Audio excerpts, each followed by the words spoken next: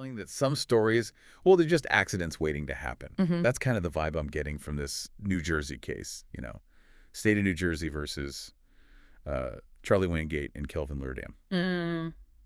The court documents here. Oh, this is going to be good. Yeah, get ready, Ray. Jealousy, robbery, a man's life cut short, this whole thing. Yeah, you always wonder, like, what's that tipping point? Exactly. Where did it all go wrong? And this case, I think, really highlights how easily things can spiral, just from like a simple act of, well, showing off, I guess. Okay, so we're talking about Alan Plowden. Right. He's a guy who, let's just say, enjoyed the finer things in life. Yeah. Right.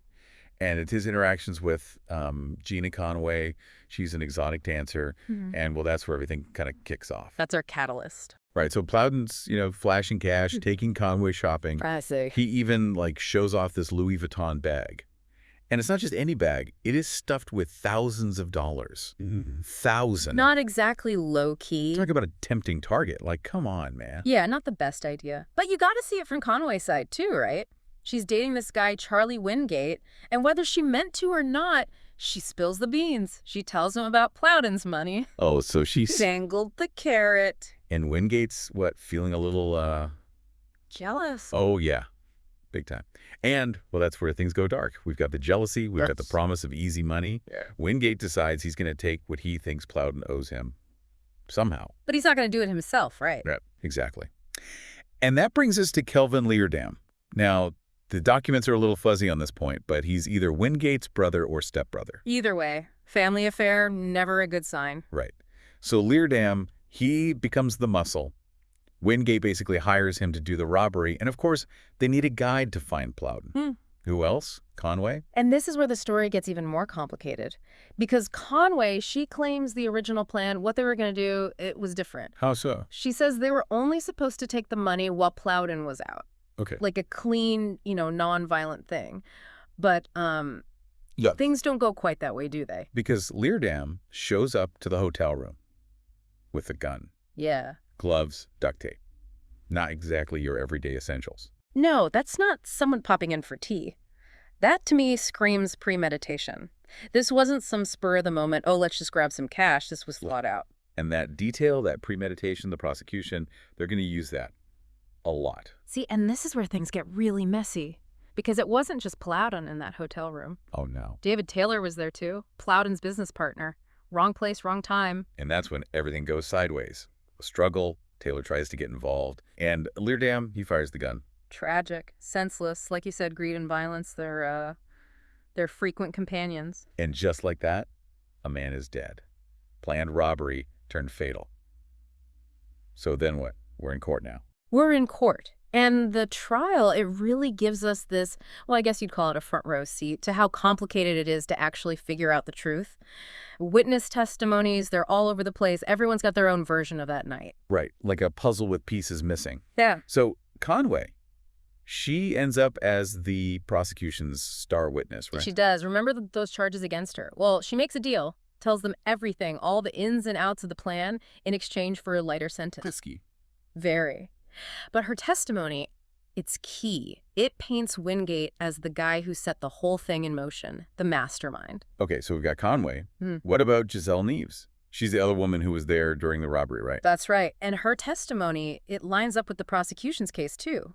She IDs Leerdam both in court and from a photo array they showed her earlier. Solid evidence. And there's more.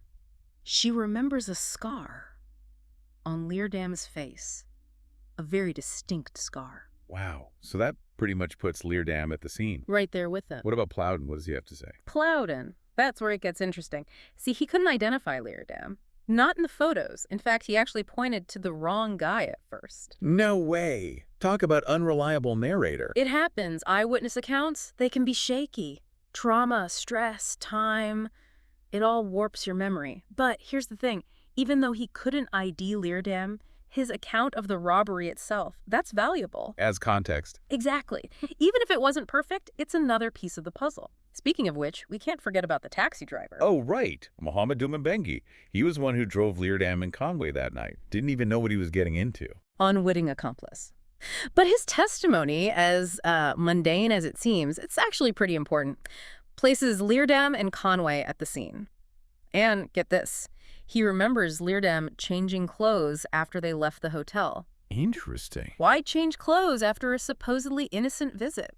Makes you think. Definitely suspicious. Yeah. But I guess the real nail in the coffin, so to speak, is the cell phone records, right? Always. They're like a digital trail of breadcrumbs. And in this case, those breadcrumbs, well, they led straight back to the crime. They confirmed everything Conway had said about the communication between them. Putting Wingate right at the center of it all. Yep.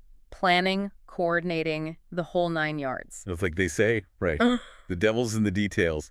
And man, in this case, These details tell quite the story. a story of the prosecution. They used to build their case.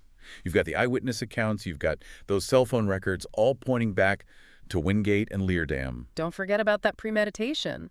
The prosecution hammered that point home. Remember those gloves, that duct tape? Leerdam went there prepared. That's not an accident, that's intent. And it seems the jury, they saw it too. Because it's guilty, guilty, guilty all the way down. For both of them, Wingate, Leerdam, guilty on all counts. Yeah. Robbery, kidnapping. And aggravated manslaughter. Oh. Which I'm still wrapping my head around. Like, that's a step down from murder, right? It is. And I think that distinction, that's the court acknowledging the roles each of them played. So Wingate, he's the planner, the organizer, but he wasn't actually there when Taylor was killed. Right. And you see that reflected in the sentencing, too. Wingate gets 40 years. 40 years. That's a long time. But Leerdam. Life sentence. He pulled the trigger, and that, unfortunately, carries the heaviest weight. It's a harsh reminder, isn't it? That even if you're not the one who commits the act itself, being a part of something like this, it has consequences. Yeah. Huge consequences. Absolutely. This whole case, it's a testament to the fact that, well, actions have reactions. It's like a ripple effect, you know? One bad decision, one moment of envy, the desire for easy money. It can all unravel so quickly, and the fallout, it impacts everyone, not just the victim, but the families, the friends. It's a web of pain. And it makes you wonder, doesn't it? What if things had gone differently? What if Conway had never mentioned Plowden's money? What if Leerdam had left the gun at home? It's impossible to say for sure, but it highlights something crucial. Every choice, even the ones that seem small, they matter. They can have consequences we never could have imagined. Like a butterfly flapping its wings. And causing a hurricane on the other side of the world. It's chaos theory in action. In this case, with all its twists and turns, the jealousy, the violence, the tragic loss of life, it forces us to confront that, to really think about our choices, the weight they carry, and the lasting impact they have, not just for ourselves, but for everyone around us. It's a heavy thought to end on, but an important one. So to everyone listening, thank you for joining us for this deep dive. It's been, well, intense. To say the least. But these stories, they need to be told.